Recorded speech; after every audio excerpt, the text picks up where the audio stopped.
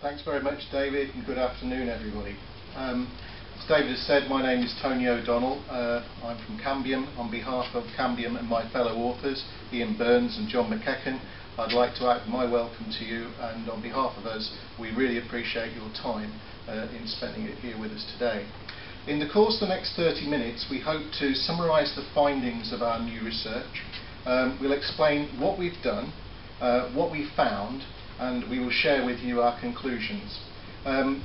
We've got a fair amount of information to cover off, and given the short time, I would respectfully ask that any questions during the presentation, other than those of clarification about what we're presenting, are saved until the end.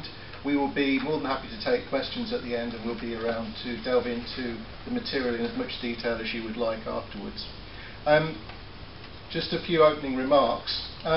We believe there's an important story here that involves major public and private sector organisations in the UK.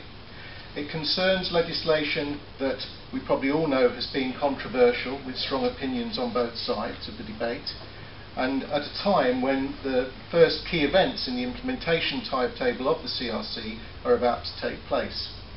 This report brings some new information.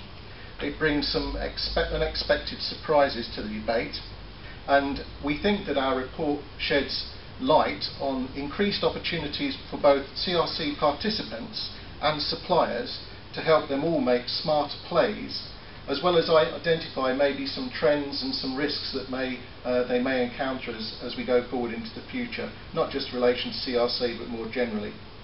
We hope through the information and the discussion that we'll have with our panellists later to make these opportunities and implications more widely understood. And above all, our story centres on the fact that we believe we're entering a new era of environmental transparency.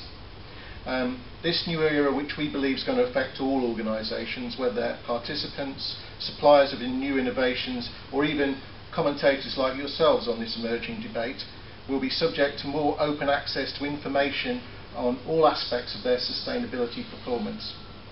In turn, it means that organisations will be held increasingly to account if their publicly stated objectives on environmental performance for their companies and brands are not matched by actions that are consistent with those goals and objectives. So, in terms of the agenda for what we're going to cover off, we've got key themes. We're going to start off with a brief overview of what those key milestones are in the course of the rest of the year as far as CRC is concerned. We're going to spend a very brief period of time talking about our credentials for being before you here today. I'm then going to invite my colleague Ian Burns up to talk at a very high level about the web-based methodology we've used to produce the report. All the information about the methodology is listed in the report itself, so we're trying to do this on an open and as transparent basis as possible. After that overview, to define some terms so you understand what we're reporting on, we will then give you our findings, and from that we'll draw some implications for the audiences that we think this is most relevant to. Firstly, suppliers, who in our mind were our primary audience, but as we looked at the data we realised that there were some implications for CRC participants and trade bodies, and the data I think will demonstrate that. And we also think there are some implications here for policymakers and for investors, and we'll touch on those. And finally, we want to conclude to this sort of overarching theme about this growing era of environmental transparency, and that may well then kick into the debate and discussion we're going to have with our guest panellists. So, if I start off by just talking you through CRC and the key actions in the timetable that we think are relevant at the moment. I'm assuming that most of you probably know a lot about CRC.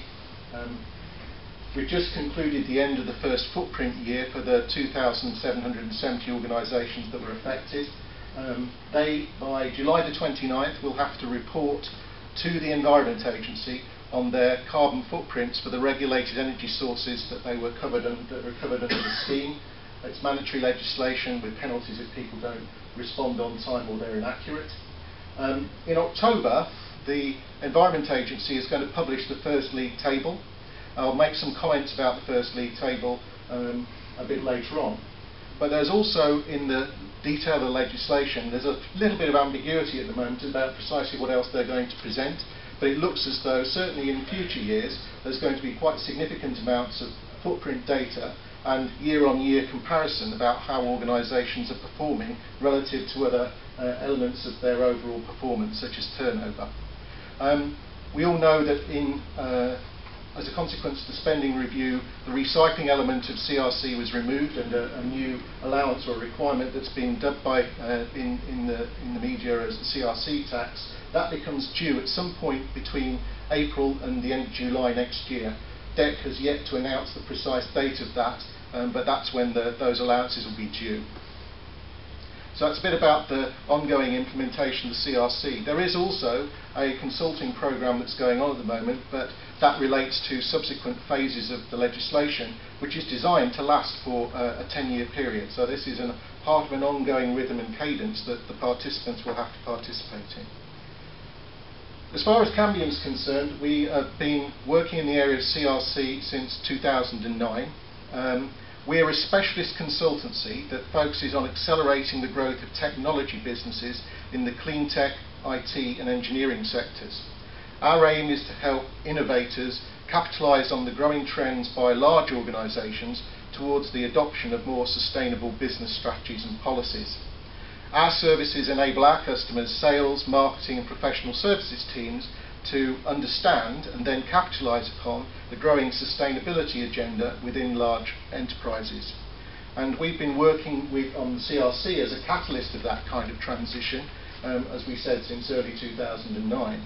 The clients that we've worked with, we've worked quite a lot with Hewlett-Packard, but also all the panellists that you will hear from today, Intellect, Rackspace and UKC, are organisations that we've worked with during the course of the last 18 months or so, and we work with many others.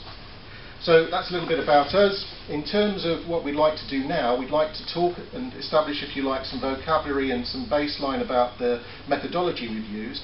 And to do that, I'd like to invite up my colleague and our Chief Analyst, Ian Burns, who will tell you a little bit more about our methodology.